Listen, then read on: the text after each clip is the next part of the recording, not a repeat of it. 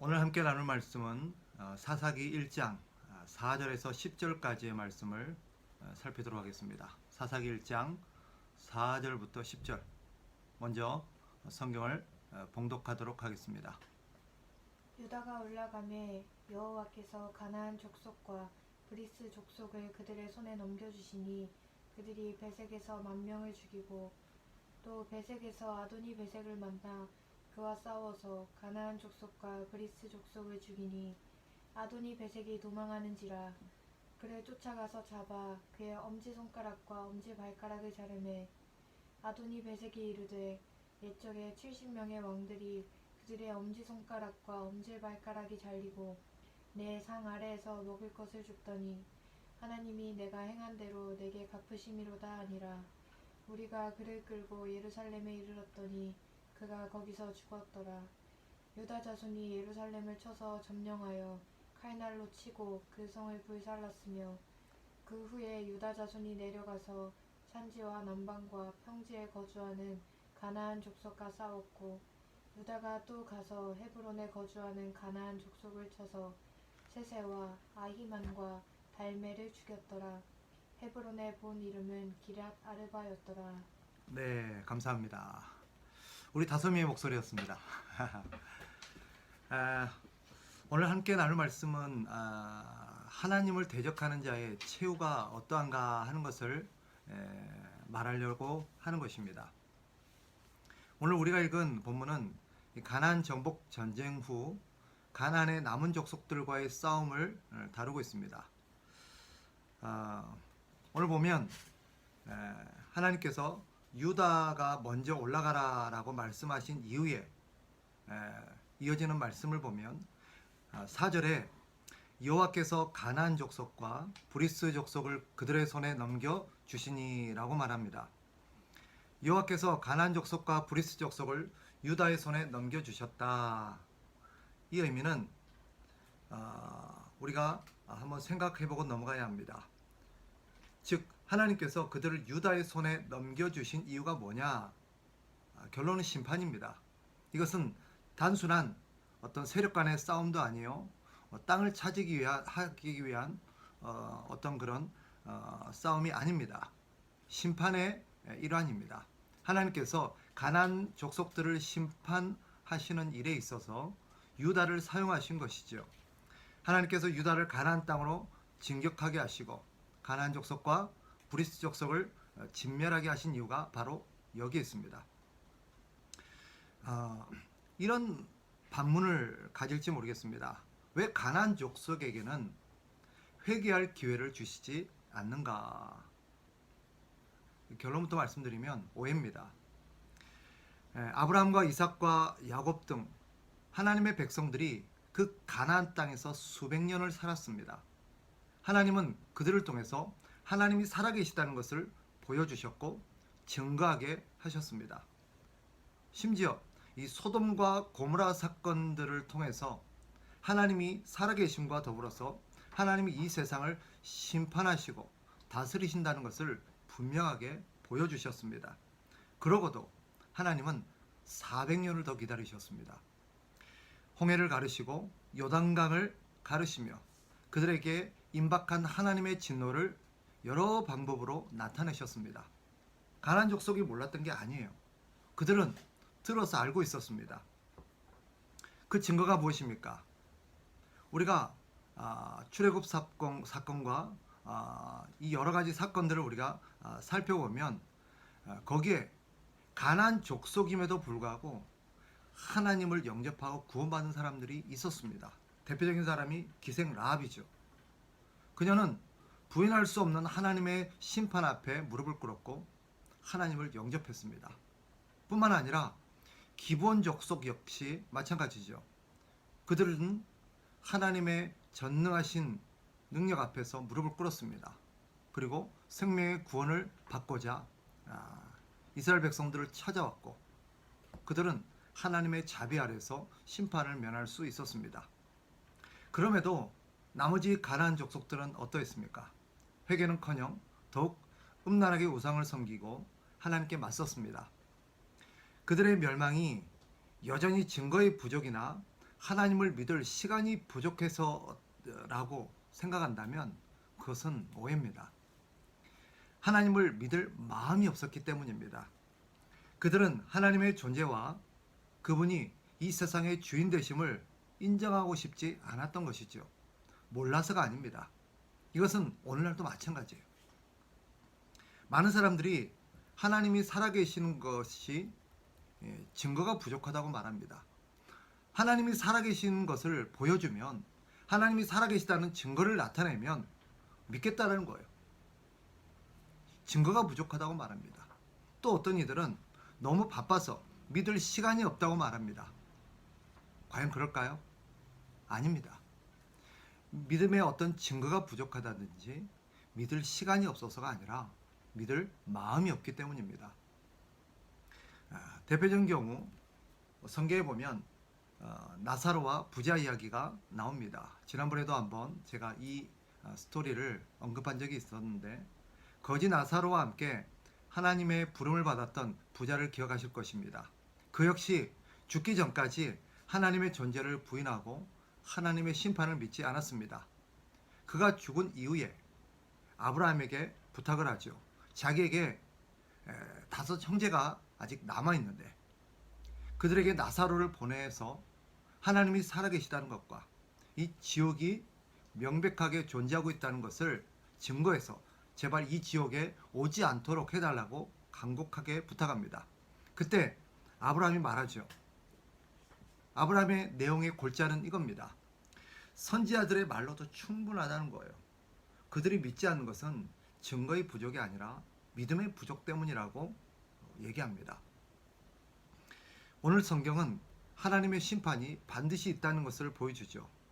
또 하나님의 기다림도 때가 있다는 것입니다. 즉 하나님의 기다림의 때도 끝이 있음을 분명하게 보여줍니다. 하나님은 오래 참으십니다. 그러나 영원히 참지는 않으십니다. 하나님의 기다림에도, 하나님의 참으심에도 한계가 있고 끝이 있습니다. 그리고 때가 되면 하나님은 반드시 하나님을 믿지 않고 하나님의 뜻을 거스리고 하나님을 대적했던 자들을 심판하실 겁니다. 그때는 자비가 없습니다. 오늘 본문은 하나님의 자비 없는 심판이 어떠한가를 잘 보여주는 사건입니다. 그러나 이것은 장차 있을 전 우주적인 심판의 서막에 불과합니다. 하나님은 온 세상을 선악간에 심판하실 것입니다.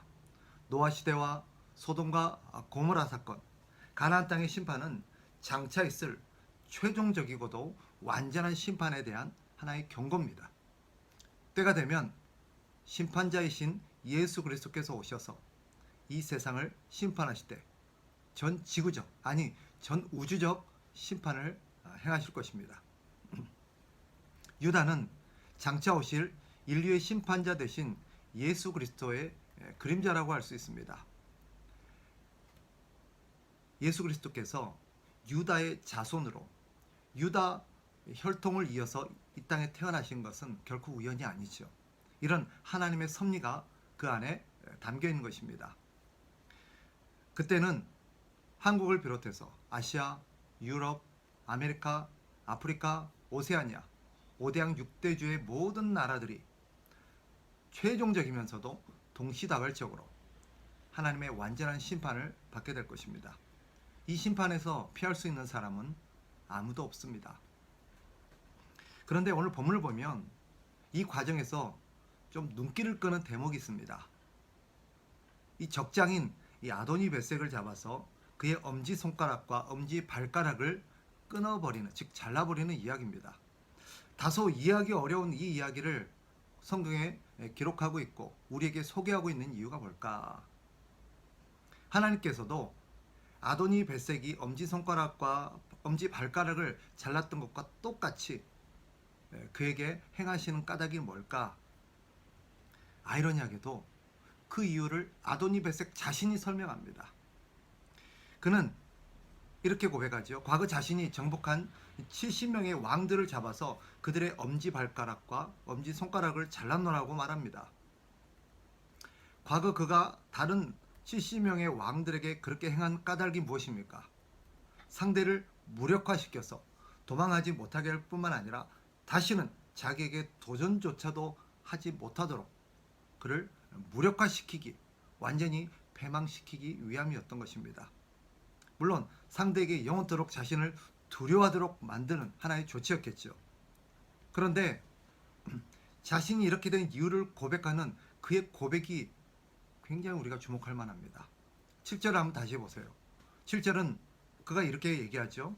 하나님이 내가 행한 대로 내게 갚으심이로다. 하나님이 내가 행한 대로 내게 갚으심이로다. 하나님께서 자신이 행한 일을 그대로 되갚아 주셨다라고 고백합니다. 맞습니다. 본문의 사건은 장차 하나님께서 이 땅에서 행했던 모든 죄악들에 대해서 심판하실 것과 더불어서 이 땅에서 행한 우리의 죄악들을 그대로 갚으실 거라는 것을 미리 경고한 사건입니다. 그것을 이 아도니 벳색을 통해서 보여주신 것이죠. 우리가 기억해야 될 것이 바로 이것입니다. 하나님은 은혜의 하나님이시기도 하지만 하나님은 공의의 하나님이십니다. 하나님은 모든 사람을 선악간에 심판하시되 우리가 행한 대로 갚으십니다. 성경이 여러 차례 강조하고 또 경고하고 있는 게 이거 아닙니까? 하나님 우리를 심판하실 때 우리가 행한 대로, 너희가 행한 대로 심판하실 것이다 하는 것이 성경의 선언입니다. 오해하지 마십시오. 이는 장차 죽은 이후에 지옥의 형벌에 떨어질 것이다 라는 것을 말하는 것이 아닙니다.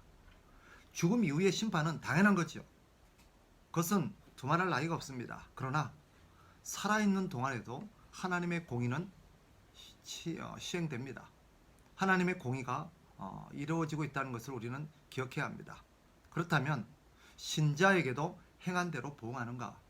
불신자에게 하나님께서 행한 대로 보응하시는 것은 당연한 귀결인데 하나님을 믿는 하나님의 백성들에게도 하나님께서 그렇게 하시는가? 아닙니다. 예수 그리스도께서 우리가 받아야 될 모든 죄의 형벌을 대신 받으셨기 때문입니다. 그러나 징계는 하십니다. 징계는 심판과 달라요. 심판은 죄에 대한 어떤 처벌이 목적이라면 징계는 죄에 대한 어떤 처벌의 성격이 아니라 우리를 고치시고 회복시키시고 우리를 성숙시키시려는 하나님의 어떤 교육 방법입니다. 또 한 가지, 이 아도니 벳색을 향한 심판은 아무리 강한 자라도 이 세상에서 제일 강하고 제일 힘이 있는 그런 사람이랄지라도 하나님의 심판에서 피할 수 없다라는 것을 잘 보여줍니다. 아도니 벳색은 과거에 강력한 자였습니다. 아무도 그에게 대적할 수 없었고 그에게 반기를 들 수도 없었습니다. 그를 대적했던 모든 사람들, 70명의 왕들이 어떻게 되었습니까? 그들은 다 엄지손가락, 엄지발가락이 잘리는 그런 처참한 그런 패배를 맛보아야 했습니다. 과거 70개 나라, 이 70개 나라는 거의 모든 나라를 대표한다고 볼 수 있겠죠. 그 어떤 나라도 아도니 벳색을 이길 수 없었습니다. 그러나 하나님도 그러시는가? 아닙니다.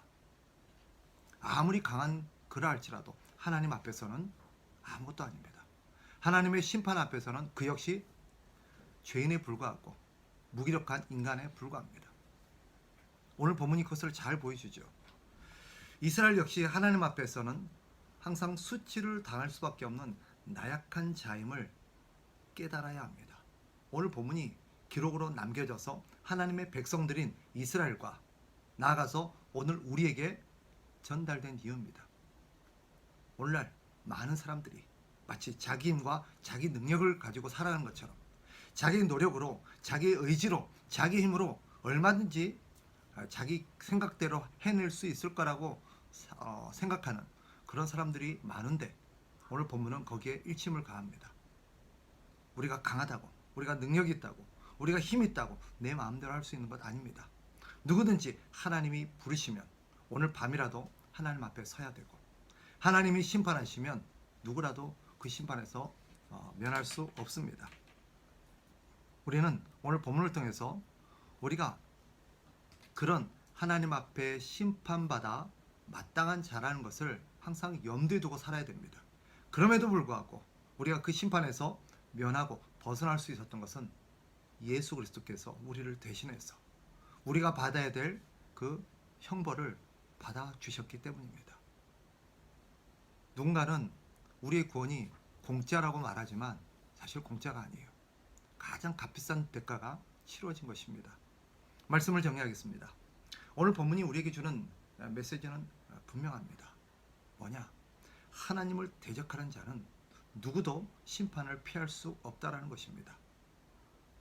그러니 어떻게 해야 될까요? 지금이라도 늦지 않았습니다. 하나님께서 이 경고를 하시는 것은 우리에게 회개할 기회를 주시기 위함입니다. 그러니 지금이라도 이 말씀을 듣고 하나님을 대적하면서 여전히 고집을 피우고 있는 사람이 있다면 하나님 앞에 회개하고 돌아와야 합니다. 늦지 않았습니다. 아직까지는 기회가 있습니다. 그러나 명심하십시오. 하나님의 자비와 하나님의 인내가 무한하지는 않습니다. 끝이 있습니다.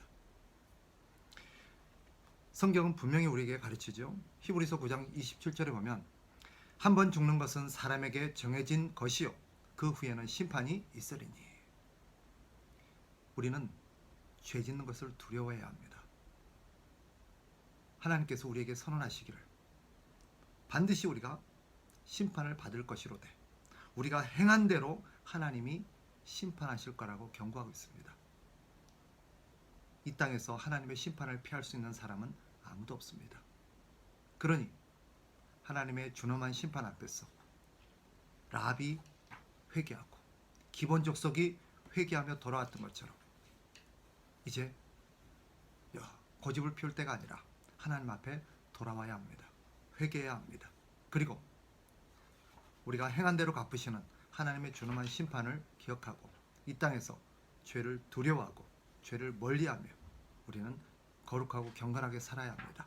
다시 한번 말씀을 통해서 우리의 생각과 삶이 돌이켜지는 그런 기회가 되기를 주님의 이름으로 축복합니다.